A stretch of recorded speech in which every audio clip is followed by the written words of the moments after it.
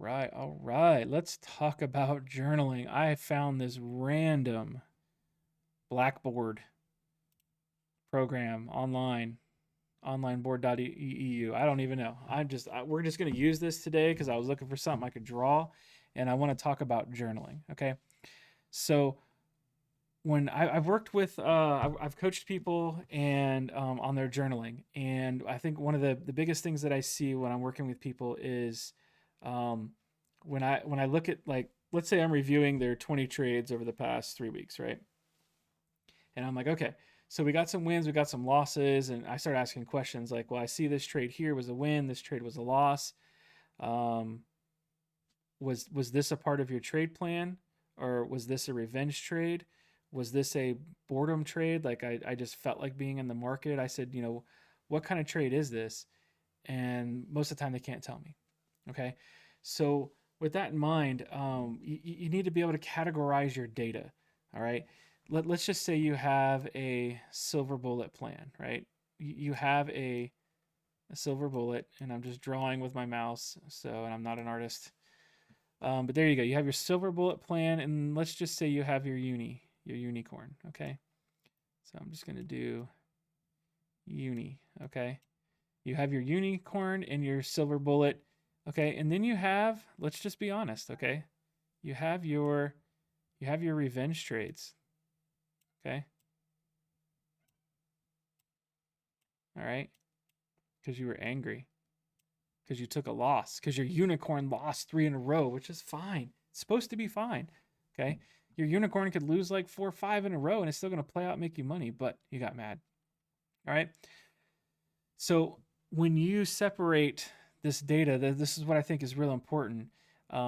This data here, you need to keep track of your trades, whether they're wins or losses or whatever, right? Let's say you got a W out of this, which is terrible. Okay, this is a bad thing. I used to do this, man. I was a revenge trader, and the problem was is I was kind of good at it. So this became a habit because I felt like I was profitable. The problem is my risk would go up. I would revenge trade, and then all of a sudden my risk goes up. So even though my revenge trading actually looked profitable, the reason why it wasn't, because it would blow combines for me. Because instead of risking $250 or $500 or whatever, depending on where I'm at in my combines or in the actual funded accounts, I would risk like $500-700, and then I would lose four, and then guess what? I just blew $3,000-4,000.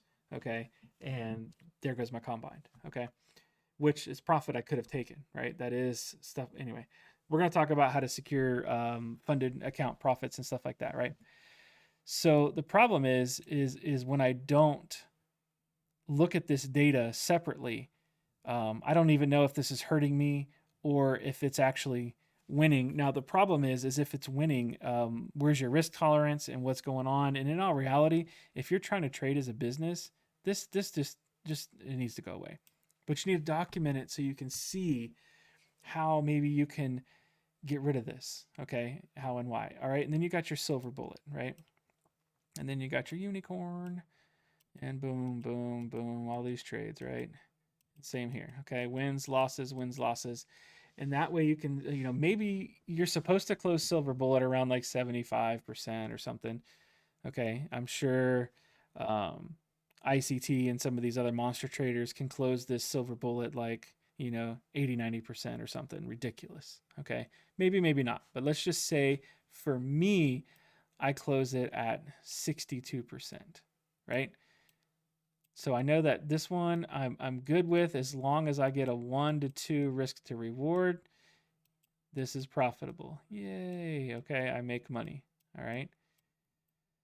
The problem is if you do this and you're doing this, right? Let's say you get a 1 to 1. Okay? I mean, yeah, you're still making money, but it's barely. Like you're taking a lot of losses, and the problem is with this win rate, if you're only getting a 1 to 1, your wins really aren't outweighing, and this is going to mess with your psychology, which, man, I'm telling you, I've seen it so many times, is just going to do this.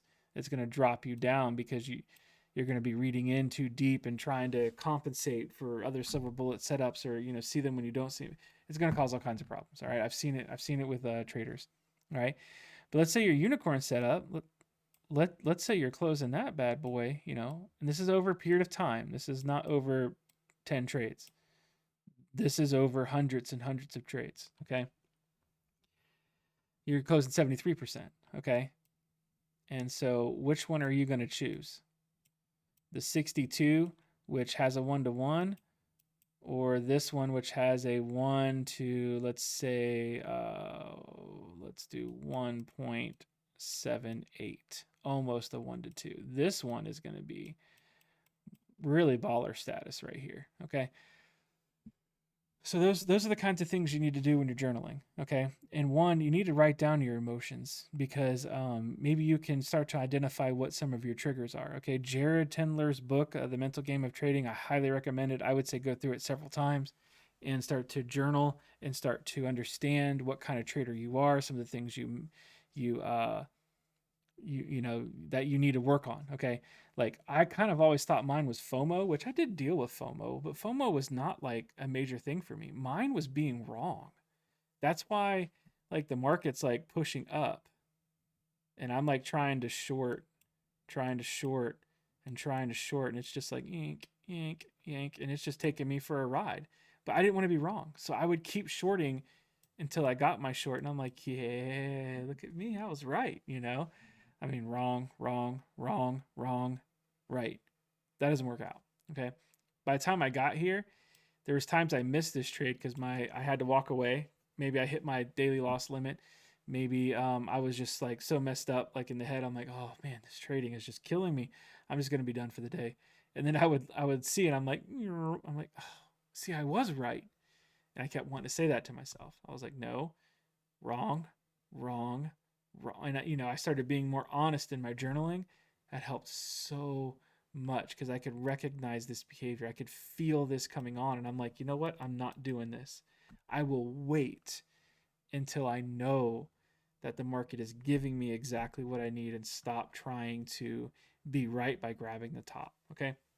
That's just one of my examples. I'm gonna have a whole like channel dedicated to my flaws and actually a couple of videos put together where I'm just going to like lay out my biggest problems in the past with trading and then currently with trading and just be like very open, and hopefully that'll help. But yeah, so you want to when you go to journal, and I don't care what you use, like I said, TradeZilla, make your own server, take screenshots of like, so I would come in here, right, for example, and I would say, okay, I entered the trade here. Oops, that's not what I wanted. We're going to take a long because we know right here at the wick is just fantastic. Bam, there we go. All right, so I took this long. Look at me go. I'm the greatest trader in the world. And I could have a really long stop loss because I made so much money. It doesn't matter. I'm just kidding. All right, so be honest with yourself and take honest data, okay? Sometimes when you know you're going to share data with somebody, you might want to not be as forthcoming as possible. And that's when I really started to recognize that I had an issue with being wrong. Okay, I had a guy I was working with, one of my mentors, and we were having a very like one-on-one, and I was showing him a trade that I was really proud of. I was like, man, check this out, bro. This is good. I mean, look how much I made. And he was like, this is a terrible trade. I'm like, what? And he literally showed me like my behavior of getting in and being wrong, being wrong, being wrong. That same thing I just drew over here. He literally pointed this out to me because I had to put all my executions on the chart, and he could see them. And then I was finally right. And dude, when I was right, man, I mean, I made some money. And he had a long talk with me about that, and I like took it to heart. I'm like, dude, like I'm paying you for this mentorship, and you're spending this one-on-one time with me. I need to not just be like, I made money, who cares? No, I had to listen, and let me tell you, it's one of the best things I did. So be honest where if you put your because you can move your stop loss later when you're talking about data, right? So just be honest about it, and be honest where you took profits and things like that, and write down notes, write down your emotions, write down why you entered. Okay, if you entered because of an SMT, write it down. If you entered because a time-based liquidity was swept, write it down. If you had a 5-minute displacement and then a return to internal liquidity and you were targeting external liquidity, write all that down. Just take the time and be diligent, but don't forget to write down how you felt. Okay. Um, to explain, if I were to like have a strong conviction about the unicorn model, right? But I'm taking the unicorn model like correctly, and I'm seeing it, and I enter with anxiety and I feel my hands getting sweaty. There's something else going on. Okay. One, it could be I don't believe in the unicorn model yet, and maybe I shouldn't be trading it. Maybe I need to be paper trading it. Maybe I need to be on FX replay doing practice unicorn until I can believe in it. All right. Maybe I think I'm trading the unicorn model, but I'm not. Okay. So, how are you going to identify those things is by writing it down. Okay. If I'm entering an actual A plus setup and I don't feel good about that entry, then I could just not have the conviction for that setup. So, therefore, I need to be convincing myself that this setup works. And how you do that is by back testing, paper trading, and then forward trading. Now, a lot of people will be like, oh, you can't paper trade. You don't get the real emotion and blah, blah, blah. You will if you have accountability partners who go back and look at your on screen executions, like the little green and the blue and red arrows or whatever on TradingView, and they're watching your executions, and you know someone's going to sit down and go over your trades with you. There's going to be an element of emotion. Maybe it's not the same as $100,000 combined or $20,000 of your own capital. Please don't. I recommend don't do that. Don't trade your own capital. That's just my opinion. Prove to yourself you can do it first, then start trading your own capital, which would be passing a combine, making consistent profits to the point where the prop firm kicks you out or actually gives you a real live account instead of a fake combine that you can make money on. I'll go over that later. So just understand that the emotion that is involved is a big deal. Okay. Don't underestimate it. Excuse me. So when you're journaling, make sure you're journaling why you took the trade, if it's an actual setup of yours, um, which category it's going to sit in. Is it a silver bullet? Is it a unicorn? Is it a six sisters or whatever, right? Or is it your own custom private like trade plan, which is what I have. And I sometimes I take a silver bullet setup, but it fits in my category of things that I interchange because of the way I trade. Okay. But if I'm testing a brand new strategy and I'm like, dude, I really want to try this mixed with the six sister. Okay. So what I'll do is I will separate that data from my normal trading. Okay. And be like, oh, this is that new setup. Let me check it out. I will separate that data. Okay. And then I definitely take out, the emotional trades, the revenge trades, the FOMO trades. I take that out. The other thing I don't want to discount is if you're involved in a Discord, you're involved in our Discord, you might be involved in other Discords. There's a reason why we don't really do signals. I don't believe in signals is because that's a whole nother category of taking someone else's trades and you're trusting their convictions. I don't think that's a good thing. I think that's a very bad thing, and that can lead you down a path, one of not being independent, and two, you'll have just like a whole crazy amount of, like trades that you're taking based on someone else's TA. Okay. And someone just posting in Discord like, look, I'm excited about this, and so you take the trade. Okay.